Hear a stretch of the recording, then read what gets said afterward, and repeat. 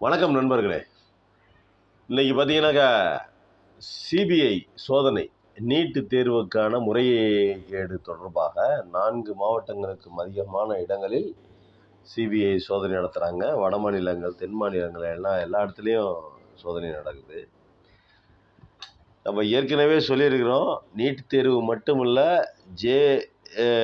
எந்த எந்த நுழைவுத் தேர்வாக இருந்தாலும் அது முறைகேடு பண்ணுவதற்காகவே அரசாங்கத்தால் கொண்டு வரப்பட்டது. இப்போ சிபிஐக்கு வழக்கு கொடுத்துருக்காங்க. சிபிஐ தேடுதல் வேட்டை நடத்துது, அது ஒரு ரைடு நடக்குதுன்னு வச்சு அது ஒரு பக்கம் இருக்கட்டும். ஆனால் இதுக்கு பேர் என்ன தெரியுமா? பிள்ளையை ஆட்டி விட்டு, பிள்ளையை கிள்ளி விட்டு தொட்டிலே ஆட்டி விடுவது. எப்படிங்க? பிள்ளையை கிள்ளி விட்டுறணும், தொட்டிலையும் ஆட்டி விடுவாங்க, தூங்குற மாதிரி இருக்கும், திருப்பி கிள்ளி விடுவாங்க. இதுதான் அது இது மத்திய அரசு, ஒன்றிய அரசு பண்ணுற வேலையே இதுதான்.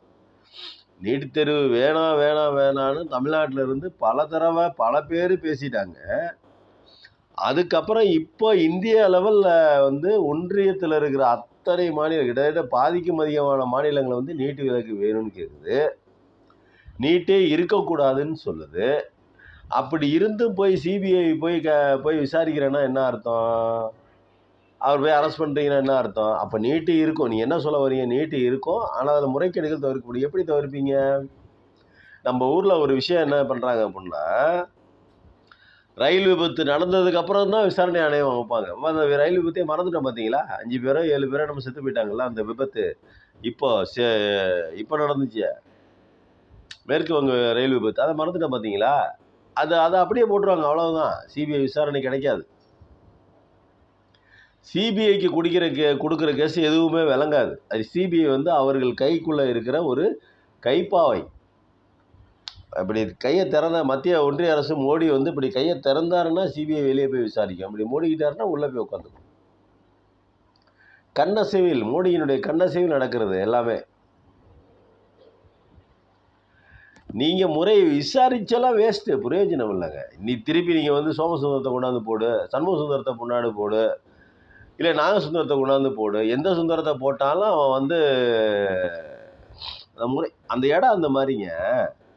ஏங்க, ஒரு கொஸ்டின் பேப்பர் கொடுக்கறதுக்கு 30 லட்ச ரூபா 32 லட்ச ரூபா கொடுத்து வாங்கியிருக்கோன்னு சொல்லிட்டு சொல்கிறாங்களே. அப்போ அந்த சம்மந்தப்பட்ட மாணவர்களும் சரி, மாணவர்களுடைய பெற்றோர்களும் சொல்கிறாங்க 32 லட்சம் கொடுத்து வாங்கியிருக்கோம். காணொலியில் நிறைய காணொலி, நீங்கள் உங்களுக்கு தெரியாத ஒன்றும் இல்லை, நீங்கள் பார்த்துருப்பீங்க. இருந்தாலும் நம்ம ஞாபகப்படுத்த வேண்டியது. நீங்கள் ரைடு பண்ணி நீ என்ன பண்ண போகிற? நீட்டு இல்லை, இனிமேல் அவ்வளோதான், வேலை முடிஞ்சு. சிம்பிள், ஒரே நீட்டு இல்லை, 2 வார்த்தை. பார்லிமெண்ட்டில் சொல்ல வேண்டியது தான், 2 வார்த்தை தான், நீட்டு இல்லை இனிமேல். நீட்டுங்கிற எக்ஸாம் இல்லை. நம்ம என்ன சொல்கிறோம், நீட்டு மட்டும் இல்லை, நுழைவுத் தேர்வுன்னு எதுக்கு வைக்கிறீங்களோ, இன்ஜினியரிங்க்கு வச்சாலும் சரி, டாக்டருக்கு வச்சாலும் சரி, நீங்கள் பல் மருத்துவத்துக்கு வச்சாலும், எந்த மருத்துவத்துக்கு வச்சாலும் சரிங்க, எந்த படிப்புக்கு நுழைவுத் தேர்வு வச்சாலும் சரி, அந்த நுழைவுத் தேர்வு மனித முறைகேடுக்கு தான் வழிவகுக்குமே தவிர நேர்மையாக நீ படித்து பாஸ் பண்ண முடியாது. காசு கொடுத்தா பாஸ் பண்ணுவான். போலி டாக்டர்களாக தான் வருவான், போலி இன்ஜினியர்களாக தான் வருவான், போலியாக தான் கிடைக்கும். போலியை உருவாக்குவதற்கு பெயர் தான் நுழைவுத் தேர்வு. நுழைவுத் தேர்வு காசை வாங்கிக்கிட்டு போலிகளை உருவாக்குவதற்கு பெயர் தான் நுழைவுத் தேர்வு என்பதில் ஆணித்தரமாக நான் சொல்கிறேன். 1ஆவதுலேருந்து 12ஆவது வரைக்கும் படித்த படிப்புக்கு எந்த பிரயோஜனமும் இல்லை. ஆனால் நுழைவுத் தேர்வு வச்சு கோச்சிங் சென்டரில் போய் அந்த கோச்சிங் சென்டரில் படித்ததில் அதிலிருந்து படித்து பாஸ் பண்ணணும் அப்படின்னா அது எவ்வளோ பெரிய முட்டாள்தனம், மூடத்தனம், எவ்வளோ கேவலமான வேலை அது. நுழைவுத் தேர்வு எதுக்கு வைக்கிற? அப்புறம் 1ஆவதுலேருந்து 12ஆவது வரைக்கும் படித்த படிப்புக்கு என்ன அர்த்தம்? படிக்காமே விட்டுடலாம்ல. இது எத்தனை தடவை கேட்குறது? 5 காணொலி போட்டாச்சு. என் காணொலி 4-5 தடவை பேசிட்டேன். அதை தமிழ்நாடுலேருந்து பல லட்சம் பேர் பேசிட்டாங்க, பல லட்சம் தடவை பேசிட்டாங்க. அப்பையும் உரைக்க மாட்டேங்குது. இப்போ இந்தியா பூரா பேசுகிறாங்க, அப்பையும் உரைக்க மாட்டேங்குது.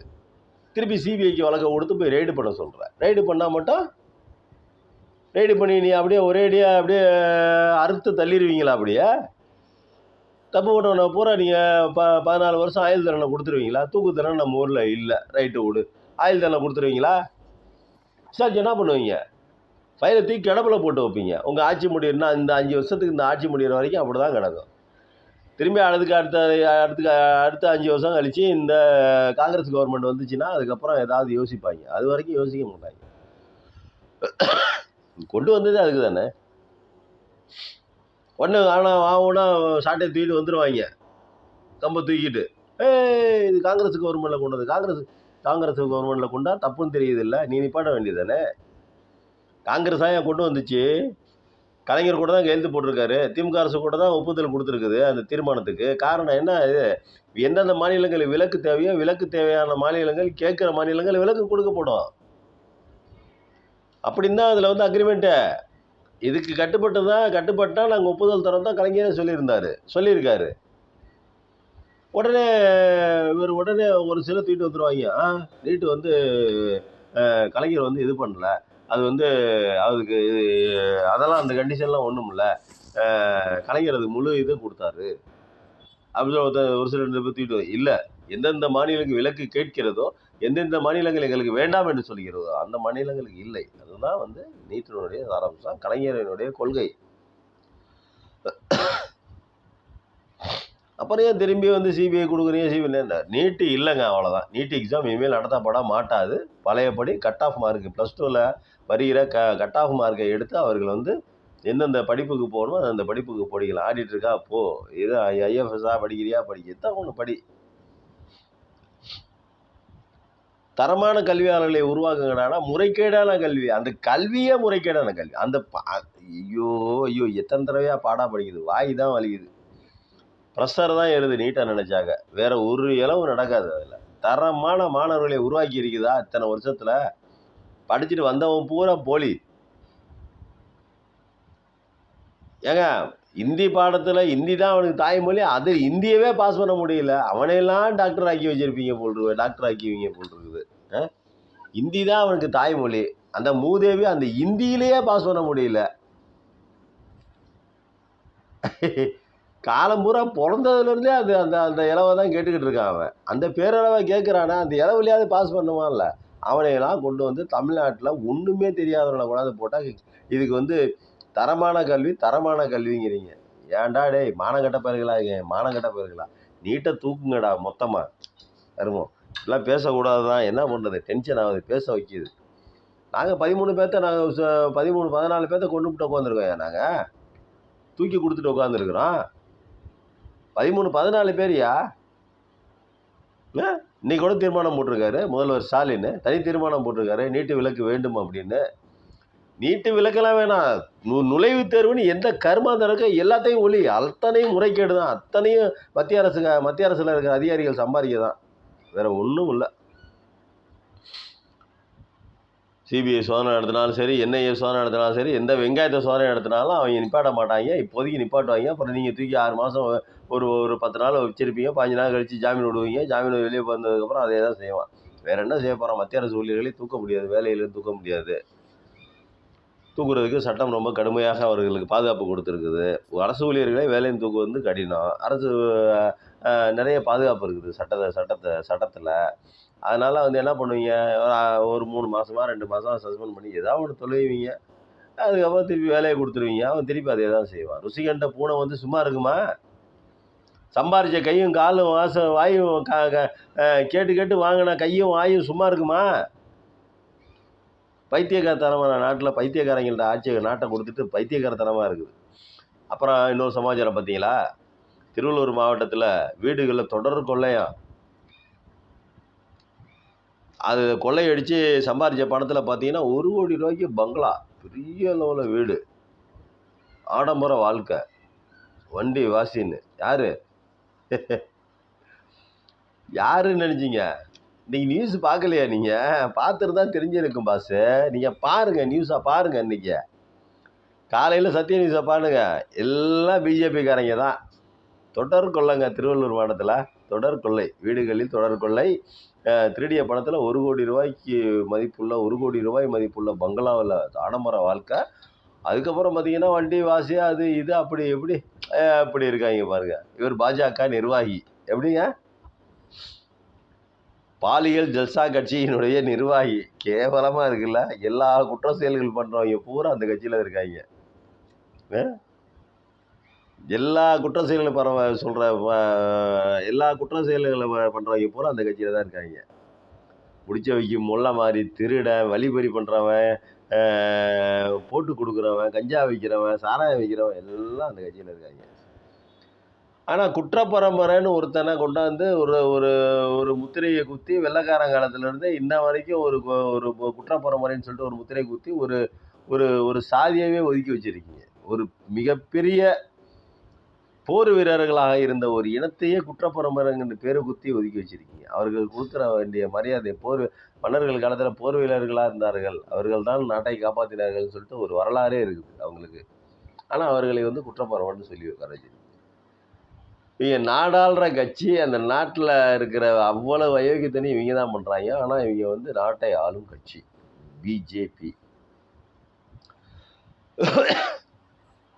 போன வாரம் ஒரு வீடியோ காணொலி பார்த்தோமே. என்ன பண்ணணும்னா, இந்த பல்கலைக்கழகத்தில் கொடுக்குற certificate, dot certificate, engineer certificate, வேறு என்ன இருக்குது, என்ன சர்டிஃபிகேட்டு வேணும், நீ காசு கொடுத்தா போதும் உடனே கொடுத்துருவாங்க.